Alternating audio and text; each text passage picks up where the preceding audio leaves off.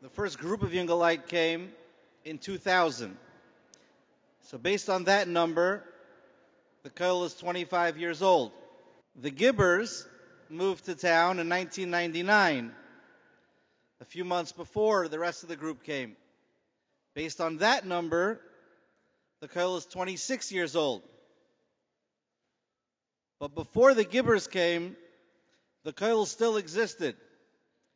It existed in the mind and the heart of the community, of the Balabatim, but most importantly, it existed in the mind and the heart of the founder of the Minneapolis kollel. It's a big schus to have him here, HaRav Moshe Tuvia Lieff Shlita. It's a schus to have him here, a surprise, and share a few words. Bereshus, my brother, Agoy Reb Chaim Shlita and his wonderful Rebbitzin, when he came, Yom Tov Rabbona, and it was a Yom Tov for the Jewish community of the Twin Cities, and it remains that way. Bereshus the Rabbonim, I want to thank Yedidi Rav Chatzkel Shlita, Greenberg, the Rav, that talked over a bit with him and encouraged me also to come as well. HaRav, my brothers and sisters, my beloved Minneapolis community. Before Shavuos, there's a special reading in the Torah of the Teichacha, terrible admonishments and horrible tragedy that would be the lot of the Jewish nation, Klal Yisrael, in Bechukoisai, Loisei Leichu, Timosu. If they're not a Melim B'Torah, it's not enough to keep the Torah and the mitzvahs. You have to toil diligently. It has to be your life. And they're very difficult. Some read them in an undertone. Chofetz Chaim said some people run out to hear the horrible prophecy of what happened in the Holocaust, Churban Yerapa. And he said it's silly because it's like a person entering a wild forest with lions and tigers and bears, oh my, all types of quicksand. And he has a guide that's telling him exactly where to navigate and where not to go. And he puts his hands over his ears. He doesn't want to hear it. It's a mistake. You have to listen to correction, to Musar, to build your character, to become closer to Hashem. The Kloisenberger Rebbe, who lived through the horrors of the Holocaust, would demand of his community that they don't just read the Teichacha, they scream the Teichacha. Because he lived through it. And he and so many other Jews remained loyal in their fealty to HaKadosh Baruch Hu, to Hashem. But there's another approach to the Teichacha. There's a story of the Baal HaTanya, whose son, Rav Shalom Ber, would always hear the Kriyas HaTorah from his father every Shabbos. And one year, he was listening to this parsha, Bechukoisai. And he burst into tears hearing of these terrible admonishments, and he fainted. And they asked him, why did you faint? This isn't the first time you heard the Teichacha. You heard it last year and the year before and the year before and the year before, and you didn't react. He said, this year I heard it for the first time. This year I heard the curses for the first time. Because this year I heard it and my father wasn't there. When my father is there, when they read the Teichacha, I don't hear curses. I don't hear trouble and tragedy. I only hear brachas. Being with my father, I only hear brachas. Ladies and gentlemen, I'm here to tell you and remind you that for 26 years, this incredible community always had a father and a Rebbitzin mother, Rabbi and Rebbitzin Gibba.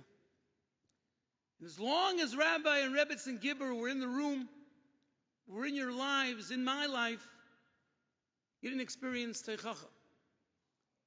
You didn't experience tragedy. It was only through the prism of bracha. That's what this Rosh Koil and the Rebbetzin. I don't really know if we realize the incredible Torah personality that he and she are. And even though my good friend Rav Hoberman spoke about the fact that their influence will live on, it has an indelible impression when tremendously righteous people leave. But I think specifically for this, because if you held on to the hand of Reb Chaim Gibber and the ladies Rebbetzin Gibber in the toughest times, I know the community very well. It's here for 19 years. And there are a lot of issues and challenges that people face.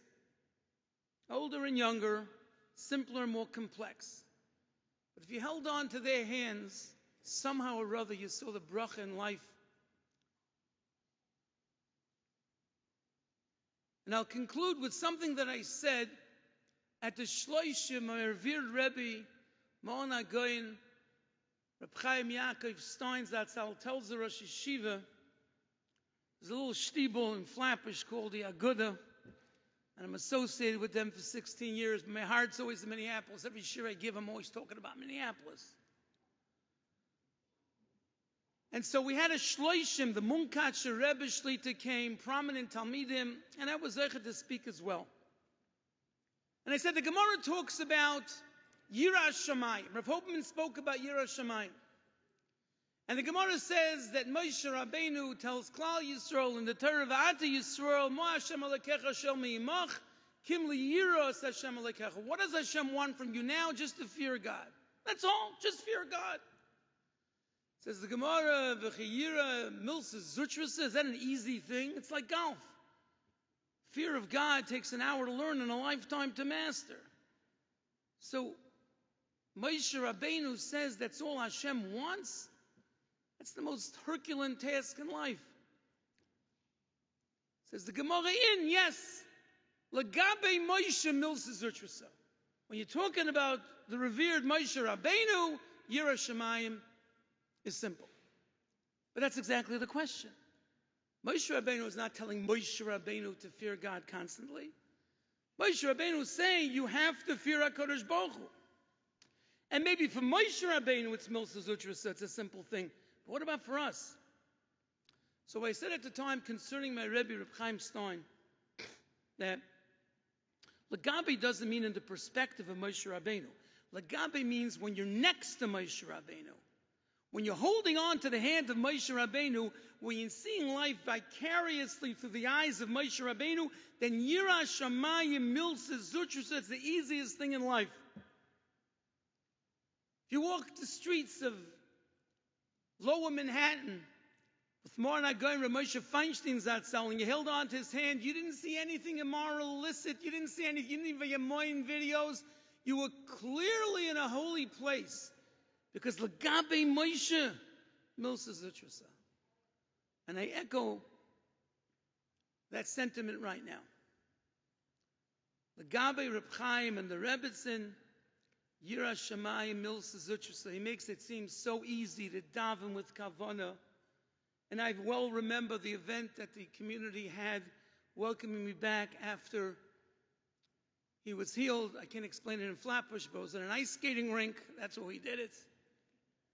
And the love that everybody had for Reb Chaim, and how Reb Chaim was saying that he was bargaining with Hashem.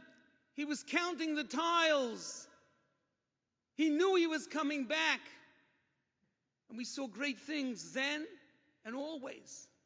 And all his wonderful children, each one better than the next, his daughters, his sons, Talmidei Chacham, Flugim, his sons-in-law, all Talmidei Chacham. What a wonderful, incredible family he's raised in Minneapolis. And the bottom line is, they'll always be with us. The Rebbetzin Morabela would have loved to have been here. We had a bar mitzvah of a nephew in Detroit. So I flew from Detroit today to be here. And she would have loved to come. It wasn't possible. But she echoes my sentiments of how incredible Rabbi and Rebbetzin Gibber are. I give them a bracha.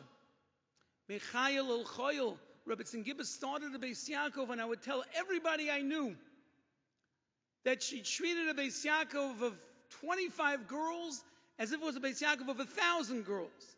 The same level of education in Lamudei Kodesh, Lamudei Choyel. I mean, I remember one year, 5 girls graduated from Beis Yaakov. That was the whole class, 5 girls. 2 went to BJJ and 3 went to Hadar. I got a call from a friend of mine in New York. How could I get my kid into the Beis Yaakov of Twin Cities? But this is what Rebbetzin Gibber did. Reb Chaim Gibber, one of the best decisions I ever made in my life was to bring him in as a Rosh Kollel. He was a real brother. He's a goyin in Torah and a goyin in Midas Tovos and in Chesed. Chaim Volozhiner would say, Mr. Volozhiner said that his